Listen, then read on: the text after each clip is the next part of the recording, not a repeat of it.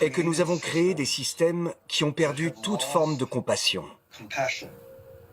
qui ont perdu la capacité à reconnaître le malheur d'autrui dans les décisions qui sont prises. Le peuple congolais n'aspire qu'à une seule chose, vivre dans de bonnes conditions et manger au moins 3 fois par jour. Mais depuis plusieurs années, personne ne comprend pourquoi la RDC, un pays si riche, a une des populations les plus pauvres de la planète. Congo Mikili a rencontré des matières grises du monde entier pour essayer de répondre à cette question qui semble évidente, mais cache le secret du fonctionnement du monde actuel. Dans ce document, nous vous présentons le résumé de leurs réflexions. Alors, pourquoi la RDC, pays très riche, a un peuple si pauvre? Voici les différents facteurs qui déterminent la richesse d'un pays. Les terres agricoles, le climat, les richesses du sous-sol, les terres urbaines, la quantité de la population, le niveau d'éducation de la population, la santé de la population, le niveau de technologie et d'industrialisation du pays et sa capacité militaire.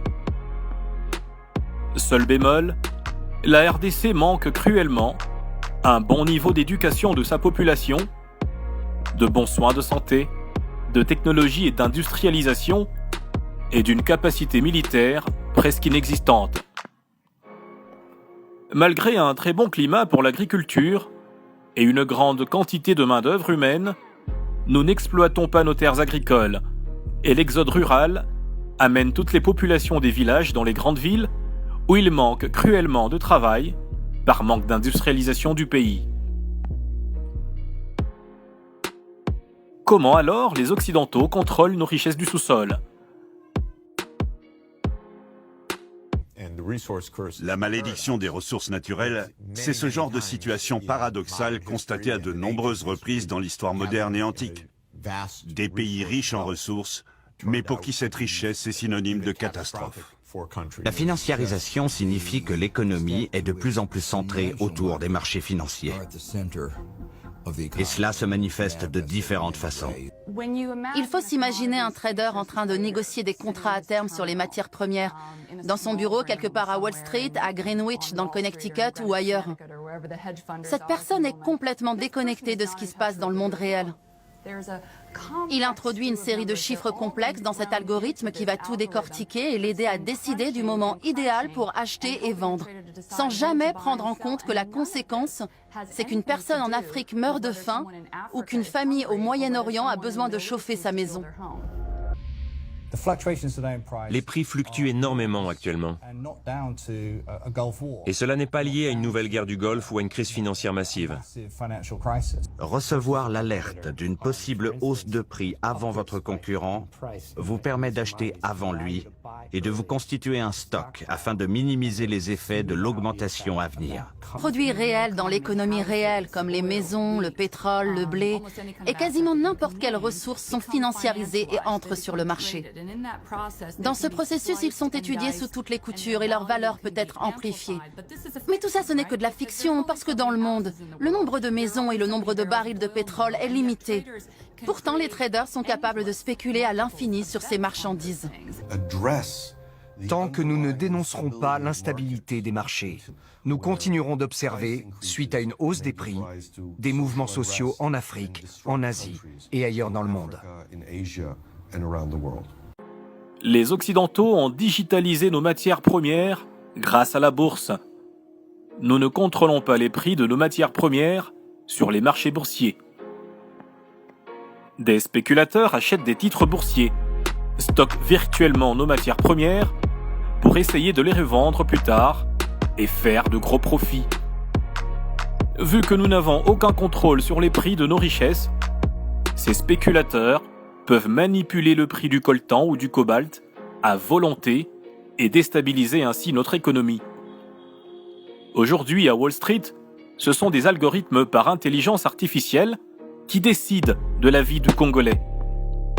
Les Occidentaux ont mis en place un système qui a un seul objectif: acheter les matières premières au prix les plus bas possibles au Congo, les transformer en Asie au prix les plus bas possibles et revendre des produits en Occident au prix les plus chers possibles, où leur propre population est obligée de s'endetter à vie pour pouvoir consommer des produits de plus en plus chers, comme cet iPhone qui a le même prix que le SMIC en France.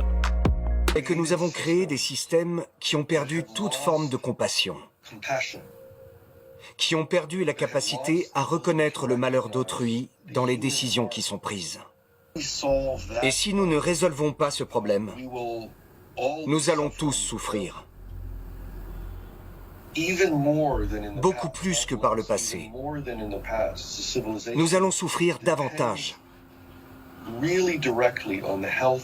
Une société dépend directement de la santé et du bien-être de ses habitants. Et le fait que le système ait dissocié le bien-être économique du bien-être de l'être humain est la manifestation de son propre échec. En aucun cas, le bien-être économique ne doit et ne peut être dissocié du bien-être de la population. Que faire face à cette situation ? Diversifier l'économie. D'abord, les Congolais doivent apprendre à se nourrir. Au lieu de s'entasser dans des villes sans travail, les Congolais doivent retourner dans les villages pour cultiver et manger. Après avoir mangé, on pourra commencer à s'instruire. Après l'instruction et l'augmentation de notre niveau de technologie, on pourra s'industrialiser. Renforcer nos capacités militaires pour protéger nos matières premières. Et enfin, atteindre l'intégration verticale. Aller de la conception à la vente des produits Made in Congo. Ce futur est possible si seulement le Congolais identifie ce qui fait son malheur. Ce n'est pas l'Occident, mais plutôt notre incapacité à comprendre pourquoi on a un pays si riche, mais qu'on reste pourtant si pauvre. Nous croyons que ce documentaire est le début vers la solution, le début d'une nouvelle façon de réfléchir qui sort des plaintes et lamentations habituelles, mais qui dresse un plan d'action vers le bonheur du peuple.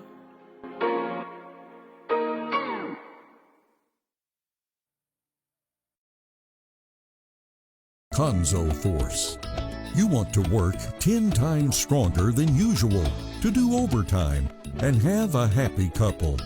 The solution is Konzo Force, a 100% natural product made from Congo plants, well balanced by the latest technology specialist of American medicine, and especially very affordable. With only $20, get a box of 5 bags of Konzo Force delivered to you in 2 days. To buy now, go on www.zendo.congomakili.com. Konzo Force, the secret of men's strength to satisfy women since the time of our ancestors.